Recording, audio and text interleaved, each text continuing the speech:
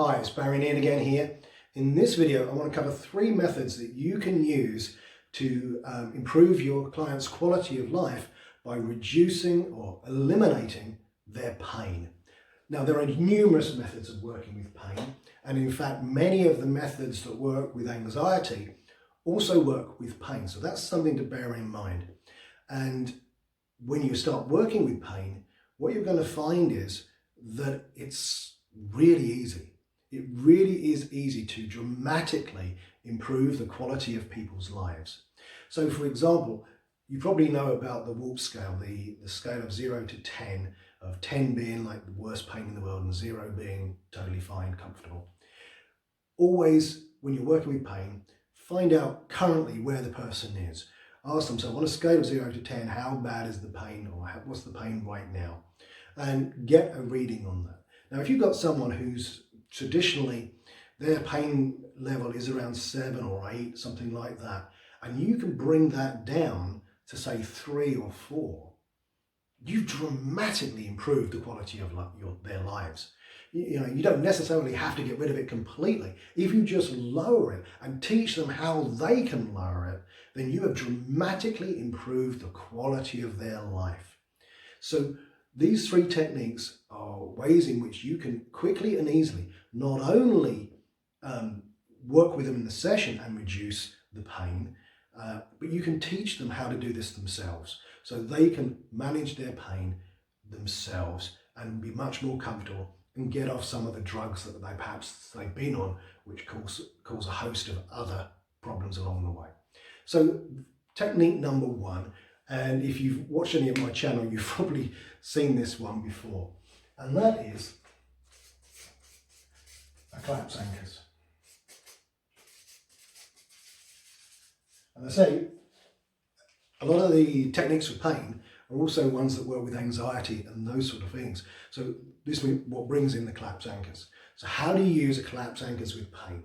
Well, first of all, if the person is in the pain right now, get them to put their awareness on that pain. Get them to, like say the pain is in their shoulder.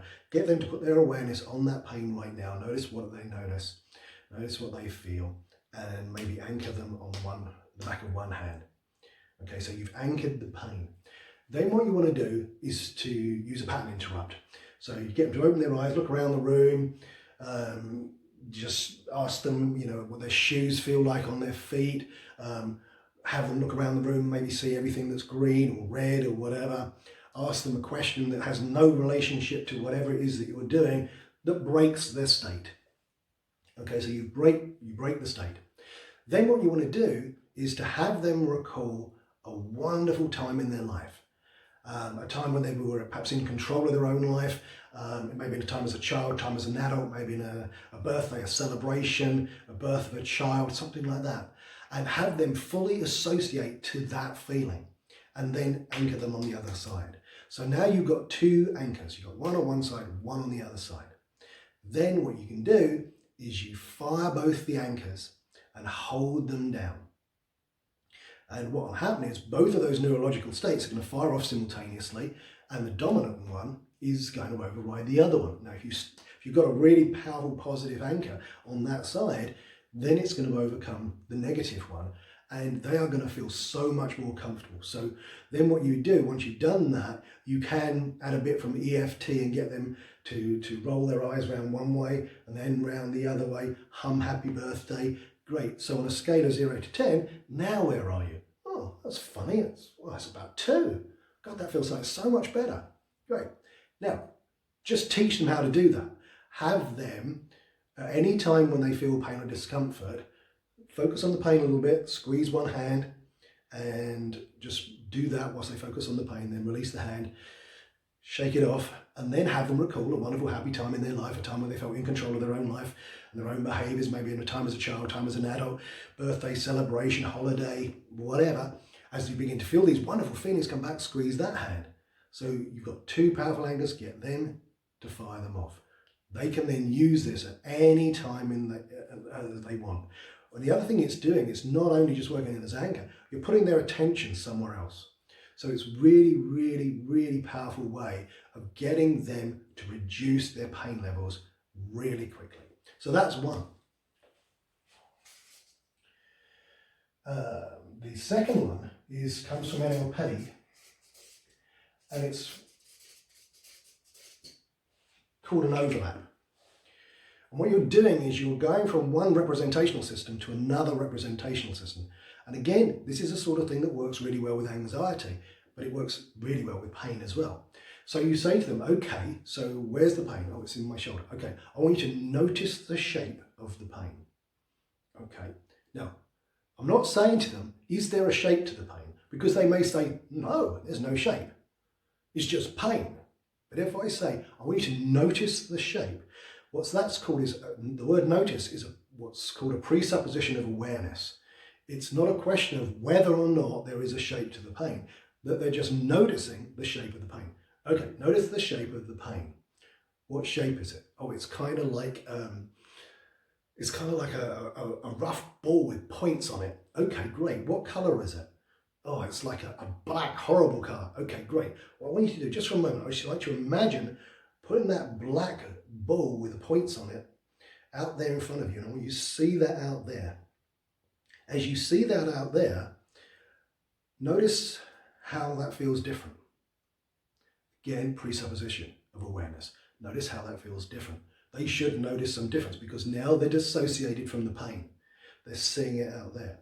Okay, and then you say, okay, what could you change that shape to so that if you were to change it, it would reduce those feelings and it would actually be more comfortable for you? Oh, well, I suppose if I could imagine all those points and the jaggedy bits were to come off and it was a nice round smooth ball, it would be so much better. Great, go ahead and imagine that. Okay, now what would be a more comfortable colour? Oh, a nice soft pink would be nice. Okay, imagine turning that to a nice soft pink. And as you imagine that now as a round ball with smooth edges and nice and soft and pink, notice how that changes how you feel. Yeah, that feels a lot better. Great, now take that pink ball and put it back there and notice again how much more comfortable that is. So what we've done is we've used overlap. Basically that means we've taken the kinesthetic, i.e. the pain sensation, and mapped it into a shape and then a colour. So we now got a visual representation of it. If we change the visual representation and then bring it back, then it's going to change the feeling of it. And again, for those of you who watched any of my other videos, this is about the meta pattern, because what we're doing here, we're associating them to the problem, we're dissociating them from the problem. We're associating them to resources, and then we're bringing it back. So it follows the same meta pattern. So that's number 2, NLP overlap. So number 3 is a traditional hypnosis technique called glove anesthesia. So again, let's say they've got pain in the shoulder or maybe pain in the jaw. So you induce hypnosis. Oh, and by the way, these other 2 techniques you don't need hypnosis for. You can use it if you want to, it's not necessary. But with this one, it's always a good idea to stack the deck and use a bit of hypnosis. So induce hypnosis and then do some tests and convince. Maybe you want to come into something first and maybe do like an eye lock or magnetic fingers or something like that. So you're building up belief and expectancy. Then create numbness in the hand. How do you create numbness in the hand? You say something along the lines of this. In a moment, I'm going to touch the back of your hand, and as I do, you're going to notice that feeling, that hand is going to begin to become numb, like anesthesia entering into that hand, like you slept on it all night long. You know that feeling when you sleep on that hand, and it almost feels like someone else's hand. Now, listen to the language here. That hand, what is that doing? That's creating dissociation. If I say this, it associates. If I say that, it dissociates. So notice that hand, it almost feels like someone else's hand. Again, further dissociation. Numbness, anesthesia, entering into that hand like you slept on it all night long. As you feel that hand becoming number and number, just nod your head yes and relax even further. Great.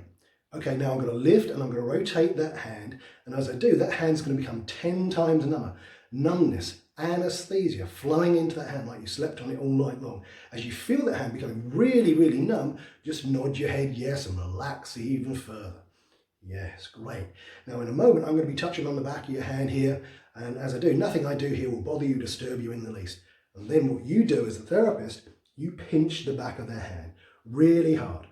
I often grow my thumbnail long just so I can get an extra bit of leverage on there to create and really test this out.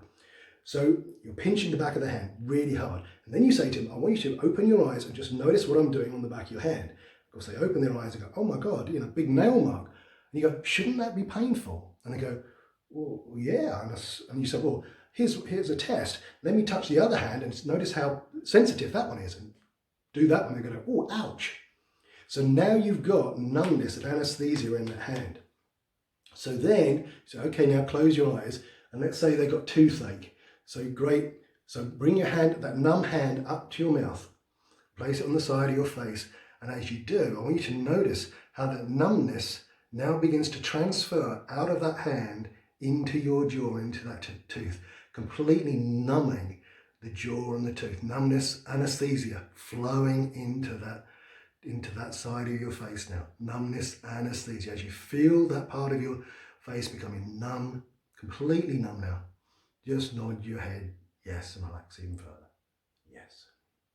And for those of you who want to get a good reputation, this is a great technique for going out and speaking to all tattoo artists, because this is how you can create numbness or anesthesia for tattoo work. So you can go into your tattoo parlor and say, look, I'm the local hypnotist. I can help your clients get tattoos pain-free, or at least reduce their pain dramatically. And that's how you do it. You create numbness in the hand, transfer that to whatever part of their body they're having that tattoo on, and that will massively reduce their experience of pain. So there you go, 3 techniques that you can use for pain. And there are millions of others, and there are some which I teach on the advanced workshops that completely eliminate pain, totally eliminate it. But these are great to be getting on with. Now, if you like this video, please like and subscribe, ring the bell, leave comments. I'll be glad to answer any questions in the comments, so please do that. But remember to like and subscribe, and I'll see you soon.